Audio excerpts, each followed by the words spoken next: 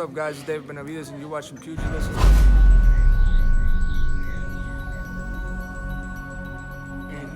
Yeah, that's always emotional. You know, like how it was in my first fights, but I gotta take care. You know, I gotta do everything. I gotta work this fight perfect. You know, for me to get that victory. I'm not overlooking Anthony Dirrell. I know it's gonna be a hard night ahead of me. But I'm gonna get that victory. Do you think your youth and your power is going to get you over the hump? Do you think that's what's going to get you the W's? It's not, and I don't think it's going to be the youth and the power, but it's going to be the game plan we have going on. You know, my game plan has never been just to go in there and just brawl with somebody, just throw haymaker after haymaker. We break them down, and eventually they go out. So, you know, we have an amazing game plan set up for Anthony Dirrell. And if the game plan don't work out, you know, we have to adapt to what he does. So we're just going to be ready for anything. So David, are you physically ready for a dog fight in case you don't get the knockout? Yeah, you know, if I don't knock him out, I'm going to beat him. You know what I mean? So I'm ready for anything. You see how when I fought Porky Medina, you know, it was a dog fight. He was throwing some big shots. And from round 1 to round 8, you know, it was a brawl the whole fight. You know, so I'm definitely ready for anything. I've been sparring. My last sparring I did was 16 rounds with 4 different guys. It kept coming in fresh, back to back. So you know, I'm ready for anything. David, back speak here. to us about the sparring with Sean Porter.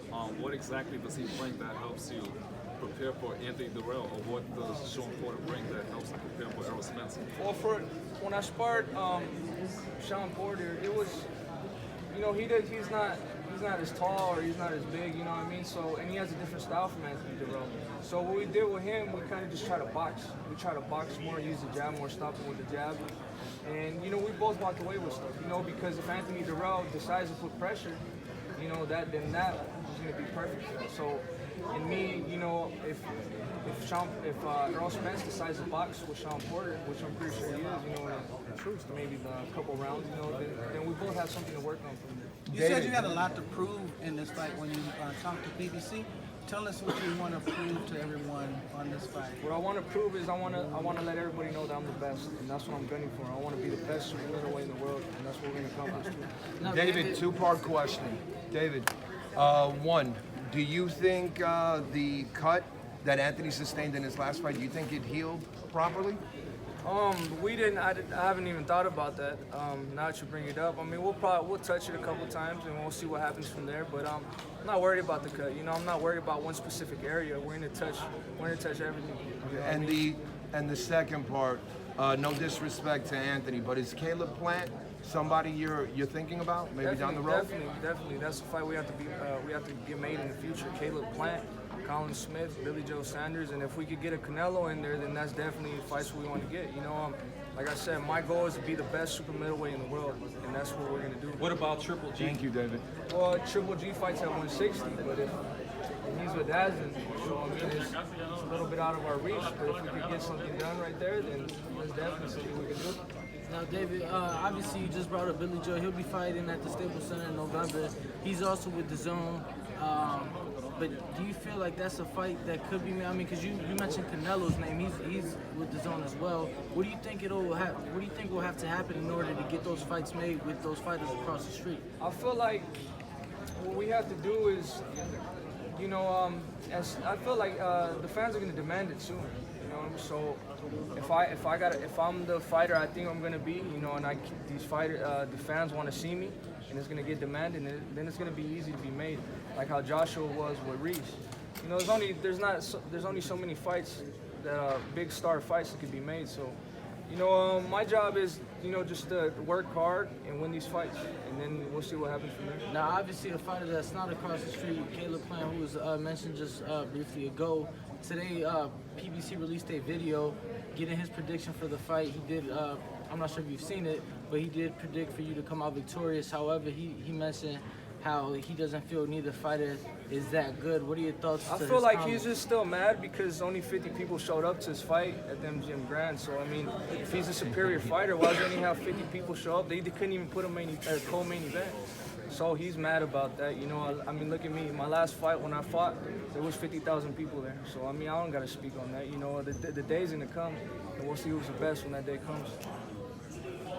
David, you said you were looking really forward to fighting here at Staples Center in front of a lot of Mexican fans. So is that an extra motivation here for you? Yeah, definitely. I feel like I'm fighting in my own backyard. I've been training here for almost 10 years, so I have a lot of fans here. I have a lot of family here.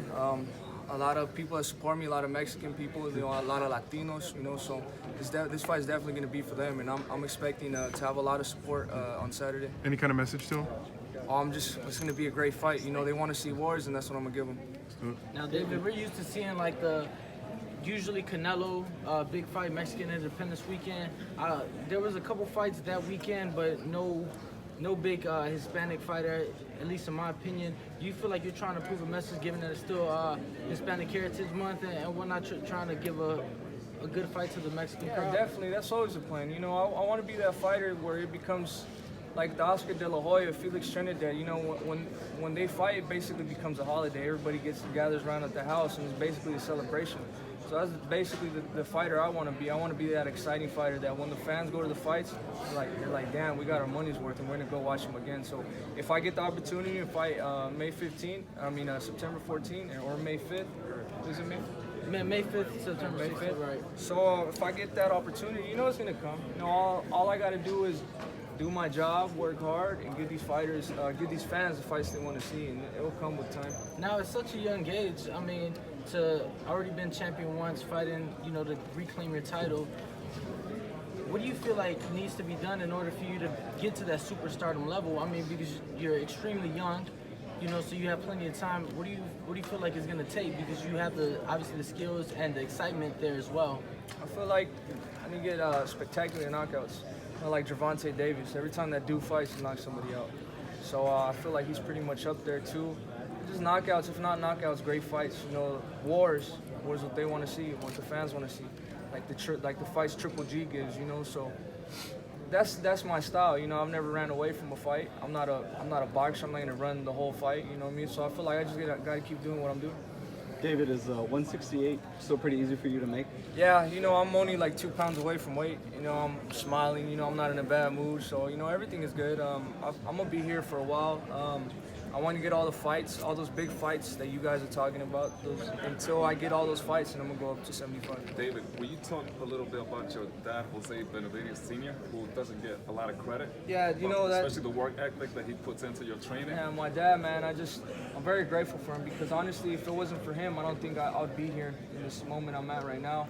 I don't even think I wouldn't have been a professional boxer. You know, the way he trained me when I was younger, you know, he kept motivating me, especially when it came to the weight loss. You know, if it wasn't for him, I would have never lost that weight, and I don't know where I would have been at right now. But we work harder than everybody. That guy, man, he didn't know we were gonna be here. He just gave us a game plan and stuck to it. You know, everything I've accomplished is because of him. How are you guys able to separate that father relationship and trainer relationship in the gym? We don't. That's the thing. You don't separate it. It's just that he gives me my space. You know, when it's time to train, it's time to train. When it's time to relax, we go home. You know, we relax, we go about our lives. But we both know what's at stake here. Any updates on Jose Benavides Jr.? Yeah, he's gonna fight. He's gonna fight soon. He didn't fight Collazo because, you know, he got injured. His leg got injured again. You know, so when you get shot through your knee, you're always gonna have problems with your knee. You know what I mean? So we're just hoping for the best. That thing heals up and back in the ring again. Because, you know, he's my big brother, and I look up to him a lot. So I want to see him doing good. David, what's your prediction on the main event, man? You know, it's 2 great fighters. I really don't know what's gonna happen. You have Sean Porter, a pressure fighter, and you have Earl Spence, a pressure fighter too. You know, puts pressure all night, but they could both box. So, you know, I feel like it's gonna be who's gonna take the punch better. You know, so, or it could be a boxing match all night. I don't know, but it might be a knockout. You know, it's not. It might. I don't want to say what's gonna happen, but it's gonna be a great fight. All right, guys.